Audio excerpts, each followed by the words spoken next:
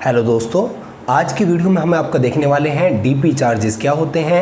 याद रखें, DP charges beginner को काफ़ी परेशान कर सकते हैं और बिगनर्स काफ़ी ज़्यादा इसमें लॉस खा सकते हैं। तो आपको याद रखना है, डीपी चार्जेस हमेशा केवल और केवल डिलीवरी ट्रेड्स पे ही लगते हैं। तो डीपी चार्जेस क्या होते हैं, क्या क्या पूरा सिस्टम होता है, पूरा इस वीडियो में डिटेल में हम समझने वाले हैं। तो वीडियो को पूरा देखते रहिए और सबसे पहले चैनल को सब्सक्राइब करें, वीडियो को लाइक करें और कमेंट जरूर करें अगर आप इस चैनल को ग्रो करते देखना चाहते हैं। तो अब देखते हैं, हम सीधा मूव ऑन करते हैं कि डीपी चार्जेस क्या होते हैं। दोस्तों, डीपी चार्जेस को समझने से पहले कुछ टर्म्स होती हैं जो हमें पता होनी चाहिए। सबसे पहले डिपॉजिटरी क्या होती है, उसके बाद में आपका डिपॉजिटरी पार्टिसिपेंट क्या होते हैं। तो पहले इन दोनों टर्म्स को समझ लेते हैं। देखिए दोस्तों, होता क्या है, आप अपनी मनी को, जो आपके पैसे होते हैं उनको कहाँ पे रखते हैं, बैंक अकाउंट में रखते हैं। तो आपके शेयर्स कहाँ रखे जाते हैं, तो जिस इंस्टीट्यूशन के पास में जो आपके शेयर्स होते हैं वो रखे जाते हैं, उसको बोलते हैं डिपॉजिटरी। तो आई होप सो डिपॉजिटरी आपको समझ में आया होगा। अब दोस्तों, हमारे देश में टोटल 2 डिपॉजिटरी होती हैं। कौन कौन सी? एक है आपकी NSDL और एक है आपकी CDSL। तो ये दोनों डिपॉजिटरी हमारे देश में ऑपरेट करती हैं। अब हम देखेंगे कि डिपॉजिटरी पार्टिसिपेंट क्या होता है। तो देखिए दोस्तों, जितने भी आपके ब्रोकर्स होते हैं, फाइनेंशियल इंस्टीट्यूशन होते हैं, उन सभी के लिए कंडीशन है कि उनको आपके शेयर्स अगर डीमैट अकाउंट में रखवाने हैं तो उनको कंपलसरी इनमें से किसी एक डिपॉजिटरी के साथ में अकाउंट ओपन करना पड़ता है। तो जितने भी ब्रोकर्स हुए या जिस भी इंस्टीट्यूशन ने या जो भी आपका कोई भी चीज़ है जिसने इन डिपॉजिटरी के साथ में अकाउंट ओपन कर रखा है, उसको हम बोलते हैं डिपॉजिटरी पार्टिसिपेंट। तो आई होप सो आपको दोनों चीज़ों क्लियर हो गई होंगी। सबसे पहले डिपॉजिटरी क्या होती है, तो 2 डिपॉजिटरी होती है हमारी, NSDL एंड CDSL, जिसमें आपके शेयर्स को रखा जाता है इलेक्ट्रॉनिक फॉर्म में। उसके बाद में डिपॉजिटरी पार्टिसिपेंट क्या होता है, तो वो भी आपको समझ में आ गया। जो डिपॉजिटरी के साथ में अकाउंट ओपन करता है उसको बोलते हैं डिपॉजिटरी पार्टिसिपेंट। अब डिपॉजिटरी पार्टिसिपेंट का एग्जांपल क्या है, जेरोधा, अपस्टॉक्स, जितने ब्रोकर हैं आपके क्या होंगे, डिपॉजिटरी पार्टिसिपेंट होंगे। देखिए दोस्तों, हमें डिपॉजिटरी भी समझ में आ गया और डिपॉजिटरी पार्टिसिपेंट भी समझ में आ गया। अब हम समझेंगे सीधा कि डीपी चार्जेस आखिरकार होते क्या हैं।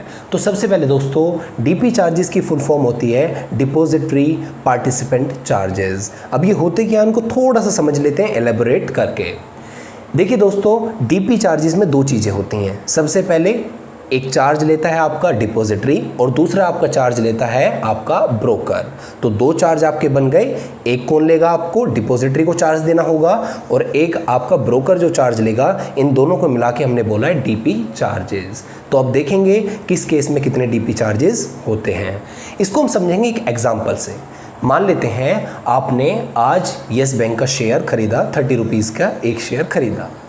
अब 2 दिन बाद आप उस शेयर को 32 रुपीज़ में बेच देते हैं। तो आपको क्या लगेगा कि आपको बेनिफिट हुआ 2 रुपीज़ का, लेकिन आपको तो हो चुका है लॉस अगर आप जेरोधा के कस्टमर या किसी और ब्रोकर के कस्टमर हैं। कैसे, अब समझिएगा।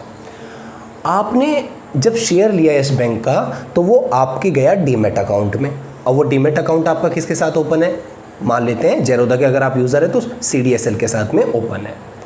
अब 2 दिन बाद जब आप उस शेयर को बेचते हैं यस बैंक के शेयर को, तो CDSL क्या करेगा, आपसे एक ट्रांजैक्शन का चार्ज लेगा। और वो चार्ज कितना होता है CDSL के केस में, 5.5 रुपीज़। ओके, तो 5.5 रुपीज़ तो ये देने पड़ेंगे आपको।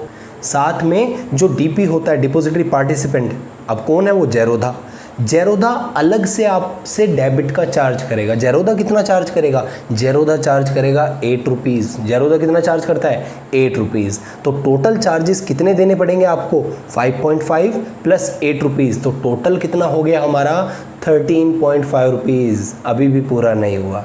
अब आपको इस पे GST देना पड़ेगा। तो टोटल अराउंड आपके जो चार्जेस बैठ जाते हैं वो हो जाते हैं 16.5 रुपीज़। आपने सेल कितने का किया, 32 का, चार्जेस कितने हो गए, 16.5 रुपीज़ के। तो आप तो नेट लॉस में हो गए। इसलिए डीपी चार्जेस को समझना बहुत ज़्यादा इम्पोर्टेंट है। तो आपको अब समझ में आया होगा डीपी चार्जेस क्या होते हैं। तो आपको इस चीज़ का ध्यान रखना है कि जब भी आप शेयर्स को सेल करें तो कभी भी एक शेयर को सेल ना करें। याद रखें दोस्तों, ये जो चार्जेस होते हैं, आप 1 शेयर सेल करें या 1000 शेयर सेल करें सेम कंपनी के, आप पे सेम चार्जेस ही लगेंगे। दोस्तों अब हमें डीपी चार्जेस तो समझ में आ गए और डीपी चार्जेस से अब बचना कैसे है उस चीज़ को भी हम समझ लेते हैं। पहली चीज़, हमेशा ट्राई करें अगर आप इंट्राडे ट्रेडिंग करते हैं उस केस में कोई भी डीपी चार्ज नहीं लगता, पहली चीज़। दूसरी चीज़, अगर आप फ्यूचर एंड ऑप्शंस में ट्रेडिंग करते हैं तो भी कोई डीपी चार्ज नहीं लगता। थर्ड आपका, अगर आप आज शेयर खरीदते हैं और कल उसको बेच देते हैं उस केस में भी कोई भी डीपी चार्जेस नहीं लगते। और फोर्थ, अगर आप डीपी चार्जेस दे भी रहे हैं तो याद रखें हमेशा बल्क में डील करें, क्योंकि मान लेते हैं आपने 30 रुपये का शेयर खरीदा, 32 रुपये में बेच दिया तो उस पर चार्जेस लग गए आपके 16.5 रुपीज़ के, आप तो टोटल नेट लॉस में आ गए। और तो दोस्तों वीडियो में आपको अच्छे से समझ में आया होगा कि डीपी चार्जेस क्या होते हैं और इनको कैसे बचाया जा सकता है। थैंक यू वेरी मच इस वीडियो को देखने के लिए।